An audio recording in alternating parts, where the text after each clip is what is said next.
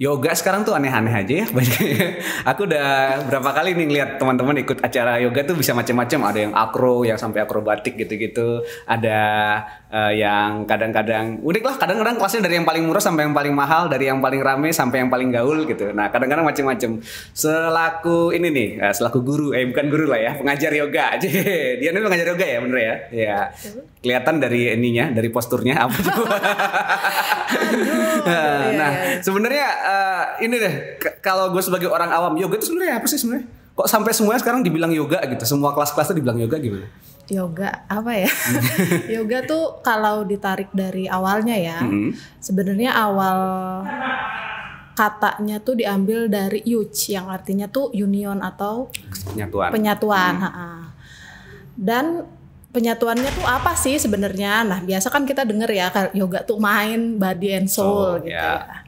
Nah kadang memang kita kehidupan sehari-hari tuh fokusnya sama mind and body doang gitu. Kita lupa sama si soulnya ini.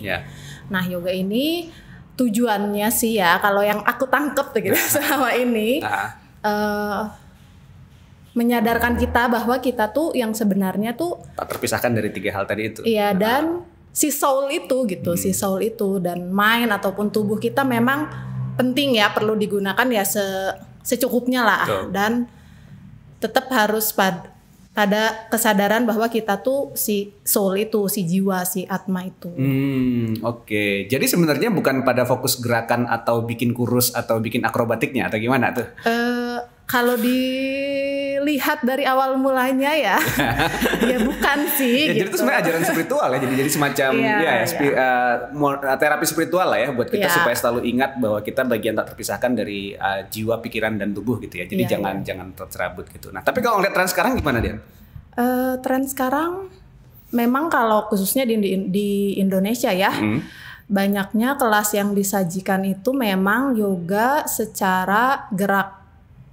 Tubuh ya, olah tubuh yang memang sudah dengan berbagai style lah ya, itu banyaknya style yang beribu-ribu itu ada gitu. Ada akro, ada macam-macam lah. Itu gitu banyak banget lah ya. Itu kalau searching tuh sampai kayaknya nggak habis-habis gitu. Itu memang yang disajikan di kelas. Ada juga mungkin memang sekarang sudah banyak berkembang tuh kelas meditasi.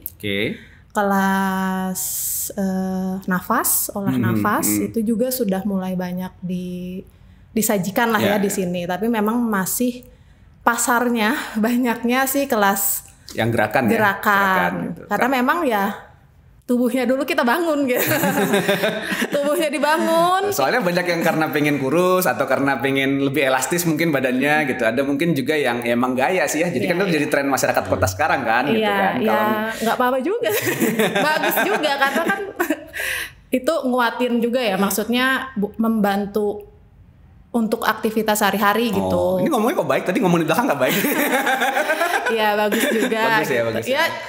Untuk kan setiap orang kalau masih kesadarannya untuk tubuh doang, kita mau paksain yang lain kan nggak mungkin juga gitu. Ya kalau memang orang ini tertarik hanya bukan hanya masih untuk foto misalnya ya karena begitu trennya gitu ya, ataupun memang merasa ada yang kurang nyaman sama tubuhnya, pengen lebih kuat, pengen lebih lainnya. Ya nggak apa-apa, itu bagus juga gitu. Dan itu bisa didapat kan dari kelas-kelas yang kayak gitu. Betul sekali. Terus sendiri dulu waktu itu gabung kelas-kelas yoga dan mulai belajar awalnya pasti karena pengen itu juga ya? Iya, saya dulu awalnya ingin kurus. Dan dulu tuh kayaknya yoga tuh mahal banget ya. Terus apa sih yoga tuh ngapain gitu? Masih jarang. Bahkan ada yang bilang itu apalah dikaitkan dengan agama dan aliran sesat atau apa gitu zaman itu. Sesat apanya sih? Jadi kan rasa ingin tahunya cukup bertambah gitu ya. Jadi kayak apa sih, terus kok mahal banget satu kelas tuh untuk aku yang waktu itu masih ya sekarang masih ya rakyat jelata ini kayak kenapa sih mahal banget gitu. Terus tapi akhirnya dapat kesempatan ya kayaknya waktu itu niatnya kuat gitu. Jadi semesta bekerja mendukung. Betul. Jadi kayak tiba-tiba tuh kayak akhirnya dapat kesempatan lah untuk mengikuti kelas, hanya bayar membership, bisa ikut kelas yoga gitu. Rutin gitu. Nah, waktu itu jadi kecapai tapi kan kurusnya tercapai. Tercapai. Nah, terus kenapa mulai searching deeper meaning of yoga itu karena apa? Waktu itu sebenarnya awalnya secara tidak sengaja kayak dapat scholarship untuk ngajar, untuk belajar ngajar. Oh, oke. Trainer for trainer gitu lah ya. Ya. Terus kan mau nggak mau ya, selain harus memenuhi jam kelas untuk harus udah minimal berapa jam kita harus udah ngikutin kelas. Harus belajar juga kan, maksudnya si filosofinya, ina-inunya. Nah, akhirnya ya udah ya belajarnya sepintas. Terus belum yang nyangkut banget sebenarnya sih waktu itu, belum nyangkut banget ya. Kayak masih tetap aja latihannya ya yoga ya masih ke fisik aja gitu. Masih olah tubuh doang gitu. Terus ya lama-lama mungkin mulai olah fisik kayak semua pose bukan gaya sombong banget. Bisa balik-balik. Ya maksudnya udah mulai mungkin bisa pose-pose yang dianggap sulit dianggap sulit gitu. Terus kok udah gitu-gitu doang gitu. Terus apa sih sebenarnya gitu. Nah, itu baru mulai nyari-nyari apa sih, mulai kayak oke, nerima. Oh, yang dulu dipelajarin tuh maksudnya ini. Oh, dulu tuh itu gitu. Baru mulailah belajar lah gitu untuk yoga yang yoga. Nah, sebenarnya kalau boleh dibilang di per meaningnya kira-kira seperti apa sih? Jangan yang dalam-dalam lah. Maksudnya jangan yang rinci banget, tapi secara umum yang jarang diketahui oleh orang-orang yang praktek yoga kelas-kelas biasa itu seperti apa sih? Sebenarnya kalau yang yoga di kelas itu kita sebutnya kan asana ya. Nah, itu tuh hanya sebagian kecil lah dari latihan yoga itu sendiri gitu. Jadi kalau misalnya kita memilih mau hanya untuk latihan fisik saja nggak masalah, ataupun mau latihan yoga secara full juga nggak masalah. Tapi ya baik banget gitu kalau kita bisa mempelajari itu semua, karena kalau kita mempelajarinya utuh gitu, tujuan yang dicapai pun bisa utuh gitu. Nah, tujuan utuhnya itu kan si union tadi ya. Kalau kita fisik terus gitu, kita nggak latih secara main atau kita bahkan nggak sadar bahwa kita si soul ini, si atma jiwa ini ya apa yang dicapai gitu sih. Nah, itu sampai jadi punya kesadaran lah kayak awareness bahwa itu gimana. Jadi bedanya apa tuh katanya? Bedanya apa? Mungkin dulu kalau bisa marah gitu ya. Marah kadang nggak sadar lagi marah tuh nggak sadar. Atau bisa marah seharian gitu ya.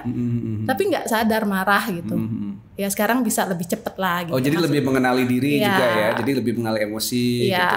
Nah, itu yang memang dipelajari di luar asana ya maksudnya. Betul. Dan memang asana itu membantu karena kan kita asana di kelas itu membantu. Oh, kita tahu nih. Jadi bodinya prepare terus ngarah ke. Jadi kita tahu kan ini kaki gitu. Bahkan kita kadang nggak sadar akan tubuh fisik pun nggak sadar kan. Ya jadi kita latih itu dulu lah. Nanti baru pelan-pelan latih mulai bukan membaca pikiran. Aduh kok berat. Mulai belajar mengenali lah emosi-emosi yang ada di pikiran gitu, emosi perasaan, pikiran ya atau emosi lainnya. Baru kalau kita pelan-pelan ya, maksudnya nggak akan kaget kok dengan pengertian si yoga itu. Jadi nggak akan kan ada juga kan yang berpikir yoga tuh aliran apa gitu ya. Dianggap nanti misalkan agama baru lah gitu. Kalau belajarnya pelan-pelan gitu ya, dinikmatin gitu, dan harus ya lepasin dulu lah ya prasangka yang ini ya. Jadi itu akan masuk dengan slow juga dan itu baik sih menurut aku. Nah, menurut Dian sendiri kenapa sih nggak diajarin kayak gitu sekarang di kelas-kelas yoga, atau kebanyakan mungkin lebih suka itu, atau gimana sih? Atau sebenarnya nggak perlu juga sih? Sebenarnya ada memang kelas yang diajarin, ada memang kelas yang ngajarin itu banyak. Hanya memang biasanya nggak di dalam sesi latihan biasa ya. Biasanya, dan sebenarnya nggak semua studio ada gitu untuk yoga itu ya, maksudnya yoga keseluruhan itu ngajarin itu, karena ya memang kadang gitu ya untuk balance sama tubuhnya aja masih sulit gitu. Jadi memang kita emang ada step by step ya. Jadi ya step pertama dulu lah minimal kita bisa ngenalin tubuhnya. Atau mungkin karena ini juga sih kan, yoga yang kita kenal sekarang kan memang packaging dari barat ya. Jadi bukan dari yang India atau gaya timurnya gitu kan. Jadi mungkin yang lebih praktis jadi lebih juga. Ini gitu ya. Dan enak sih memang bisa difoto-foto. Kan seru tuh kalau bisa acro yoga, pasangannya di bawah, ini di atas gitu, terus bikin pose apalah itu. Memang ya bagus itu sangat Instagramable ya.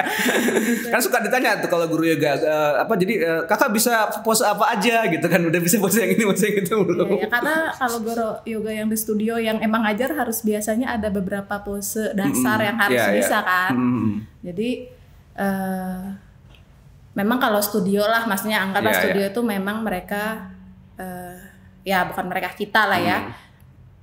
Tujuan fokus utamanya itu ya untuk badan. Terus memang kalau di Indonesia kan memang serapannya tuh malah dari barat dari kan gitu. Dari barat yang memang yoga itu ikut aliran-aliran besar, ada yang hatha yoga, kundalini yoga itu. Walaupun ya sebenarnya yoga itu kan dari timur ya. Dan di timur sebenarnya bukan itu gitu kadang. Walaupun memang sudah ada ya maha guru lah ya, guru besar gitu yang sudah ya meringkaskan yoga itu membuat lebih simpel, lebih simpel, dan memang ada asana yang bergerak itu memang itu bagian dari yoga. Iya sih. Jadi gimana nih kalau sekarang? Kalau saya pengen ikut yoga, ikut yang mana? Nggak apa-apa, ikut yang gitu dulu ya, kelas-kelas biasa. Itu aja. Ya tergantung tujuannya mau apa. Semuanya dipilih ya. Kalau memang udah misalnya, ada juga kan yang tahu yoga dari filosofinya dulu gitu. Terus ingin aku untuk gerak asananya nggak cocok nih yoga, pengennya lari ya nggak apa-apa gitu kan, nggak masalah. Terus pengennya mempelajari filosofinya betul gitu ya. Apa sih sebenarnya yoga itu gitu, yang memang dari asal tempatnya ya. Oh iya betul, asal tempatnya dari India gitu. Ya, yang sekarang di India gitu lah maksudnya lokasinya. Betul. Ya itu nggak apa-apa juga. Kan kita ngobrol gini juga sedang beryoga. Saya jadi ini. Tapi ya memang kalau dari Dian sendiri sebenarnya pengen ya kalau untuk orang-orang yang belajar sampai kepada deeper meaning of yoganya sendiri atau gimana? Ya keinginan banget sih enggak ya, itu mah pilihan aja. Beda kalau dari ya. Kalau pilihan aja ya maksudnya. Pilihan aja gitu karena ya itu maksudnya ya tiap orang kebutuhannya beda gitu ya. Memang ya aku memang bilang baik kalau kita tahu semuanya, tapi kalau orang mungkin si orangnya yang belajar merasa enggak deh gitu ya nggak apa-apa. Dan banyak juga menemui yang emang udah yoga banyak tahun ya, banyak panjang gitu tahunnya. Bertahun-tahun ikut yoga ya gitu. Tetap fokusnya hanya di fisik itu banyak.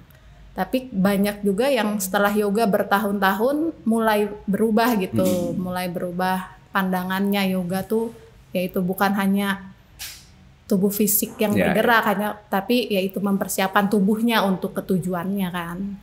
Nah kalau sekarang masih suka ngadepin prasangka-prasangka aneh soal yoga nggak di zaman saat ini? Masih suka dibilang sesat atau masih suka dibilang aneh-aneh atau gimana? Kalau di tempat aku yang ngajar ya maksudnya, atau ketemu orang-orang sih pernah ada, pernah enggak.